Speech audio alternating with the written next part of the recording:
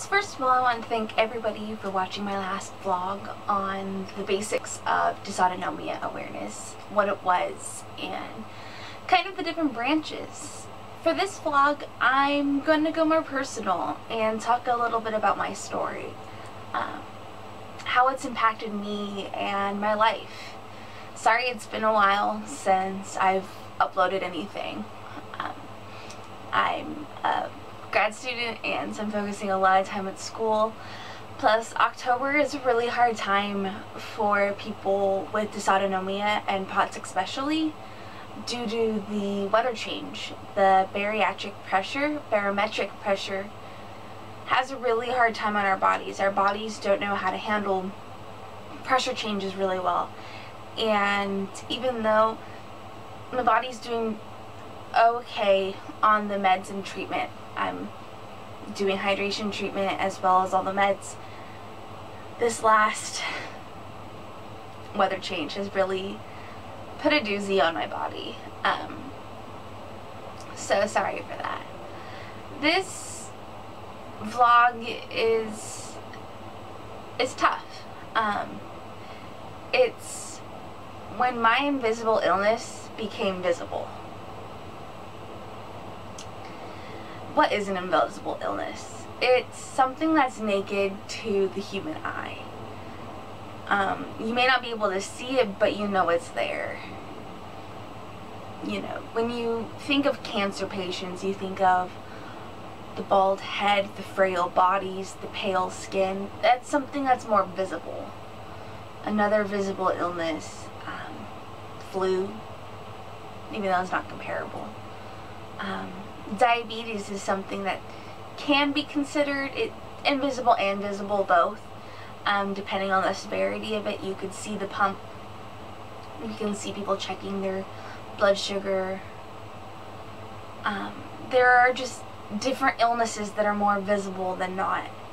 Dysautonomia tends to be more of the invisible illnesses. You can't see us being sick. You can't see what our hearts are, how hard our hearts are pumping, how bad our heads are hurting, how severe our joints ache. There was a lady recently who got called a faker for parking in a handicapped parking spot because they couldn't see her because she wasn't in a wheelchair or a walker or using crutches or anything, but she still needed a handicapped parking spot. This happens more times than not with people with dysautonomia who have handicap placards because of fatigue, of pain, other reasons. They just need the placard to get to the store to be able to use the cart.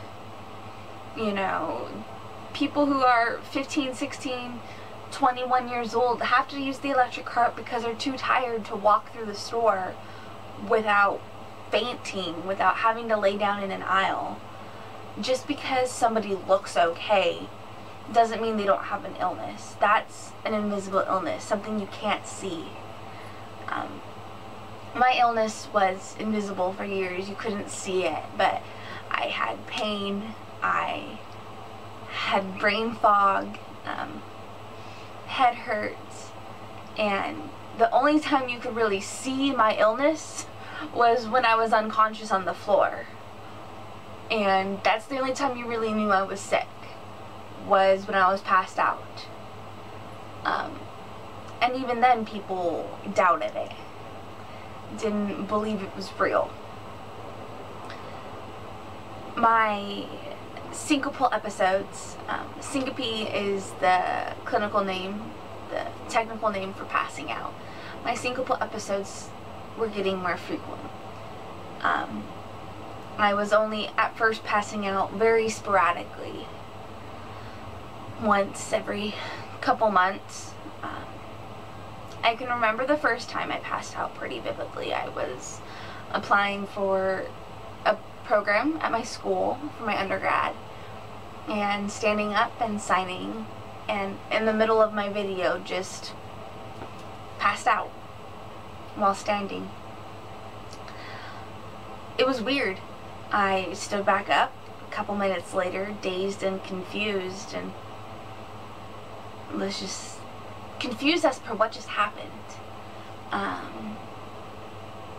called my mom later on that day and told her what happened and that I'd passed out. And she just said, that's weird, you know. Did you eat enough? Have you drinking enough? Yeah. Continued on like nothing happened. You know, a couple months later, same thing. Random episode while I was walking, just passed out. Then we noticed that they were becoming more and more frequent. My service dog was actually picking up on them. And I'll do another vlog that focuses on my service dog and service dogs in general. But I went to my doctor and said, I'm passing out all the time. And then it started happening about once a month. You know, my glucose levels were normal, and we were just confused as to what was happening. Went back to school, and by my senior year of my undergrad, passing out to me was normal. Junior year even, by my junior year, passing out was normal. Everybody knew what to do when I passed out, what my triggers were. Everybody knew the phone number to public safety, which was our campus security. Public safety knew me by first name and my ID number because I was passing out so often, and every time I passed out they had to be called. That was the only time my illness wasn't invisible. Otherwise, I was walking around what seemed like an average healthy person. But my heart would race and my blood pressure would be so low, or opposite, so high, that it would exhaust me where I couldn't move for weeks or days. Finally, my episodes got so bad that it was impacting my health and my safety. I wasn't able to even stand more than 3 to 5 minutes without passing out. I was passing out upwards 15, 20 times a day. My joints were dislocating every time I walked. I was starting to have seizures. My invisible illness was becoming more visible to the human eye. People besides my close friends and my family were noticing. You know, oh, you know, your daughter really is sick. She really does have an illness. You know, the dreaded words of, you need a wheelchair, was hard to take in. When I first started using a wheelchair, it was just those big old gaudy hospital wheelchairs, and I tried to be as independent as I could, but they were too heavy for me to push. So I'd have to have somebody push me around if I needed to go to the store. I refused to use an electric cart because I hated the stares of the people I would get, or from people. If I'd pass out in a store, my mom would go get a regular cart and I would sit in the basket. My mom would push me around in the basket, and even then I would get stares, and employees would be like, ma'am, you can't sit in the back of the cart, you're too old. But then if I got an electric cart, I would get, ma'am, you're too young, somebody else more than you needs this. Just because I looked young and looked healthy didn't mean I didn't need either or. When my primary care stated that I had to get a more permanent wheelchair because of my safety,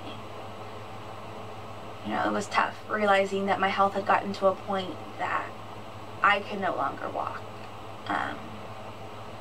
no longer be upright.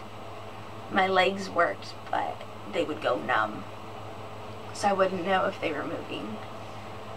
I would pass out without, you know, and just wake up not knowing where I was, and my joints would hurt because of my Ehlers-Danlos. They would just dislocate and I wouldn't be able to move. So I knew that getting a more permanent chair was needed. And the perspective change of people when my illness became visible was crazy. People were more kind, more considerate of what they said. They wanted to help more. They actually believed me when I said I was sick. But then within my community of chronically ill people, it was interesting as well. Was I considered an invisible illness? Was I considered a visible illness? I'm in a wheelchair, but because of my invisible illness. That's when I noticed that my invisible illness is now visible. People see my wheelchair. They don't see me. They question me for my wheelchair. They see my equipment around me. They don't see who I am. You know, I sometimes wonder if that's how doctors see us, is just our illnesses. I'm grateful that my doctors don't see me as my illness. They see me as Brittany, as their client, as their patient. But it can be tough. I am in a wheelchair about 90% of the time. Around my house, it's too small, it's not wheelchair accessible, so I walk. But I have my service dog, and she alerts me if I'm going to pass out or have a seizure. Constantly have pillows everywhere. I'm in physical therapy working on my strength, but even then it's weak and I pass out there. You know, I'm grateful for my friends, especially my friends that were with me. Through the transition, I had a really hard time transitioning from being an able body to a non-able body person and going into a wheelchair and making that transition at an older age. And one of my best friends just kept reminding me that I'm not my wheelchair, I'm still Brittany. And it's so true, and that I just should put a cape on it and embrace it. And still waiting for my cape to put on my wheelchair. Sometimes people with invisible illnesses need assisted devices to help manage their lives. And I've gotten to a point where I do need that. Yes, my legs still work. I'm able to take a few steps here and there. But my wheelchair has given me parts of my life back. I'm able to go to school, go to church, hang out with friends when I feel up to it. So even though I have an invisible illness and it's more visible now, I'm not my invisible illness. You know, it doesn't define who I am. I feel like I can define it, be stronger than it, and just be brave. Yeah, be brave through all of it. Anyway, so this was a lot longer vlog than I expected it to be. If you guys have any questions or comments about dysautonomia or invisible illnesses, please comment down below. If you have any topics or, yeah, any topics, Q&A, please post as well, and I will get a new vlog sooner than the last one I did. Yeah. Thanks everybody. Bye.